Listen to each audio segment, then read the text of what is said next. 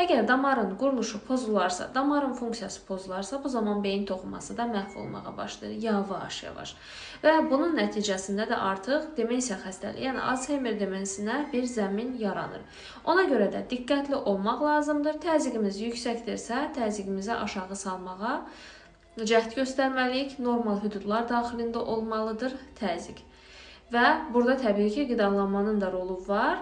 Təzyiqi hansı qidalar qaldırır və yaxud da necə qidalanmaq lazımdır, bunu siz daha yaxşı bilirsiniz.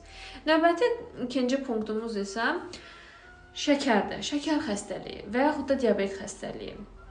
Bu da çox önəmli bir faktordur. Çünki şəkər xəstəliyi də birbaşa damarların quruluşunu pozan bir xəstəlikdir. Belə ki, uzun müddət qanımızda qlükozanın səviyyəsi yüksək miqdarda qalarsa, bu qlükoza irili xırdalı damarları zədələməyə başlayır. Bu damarlar isə gözün arxa divarındakı damarlardan tutun da ürək və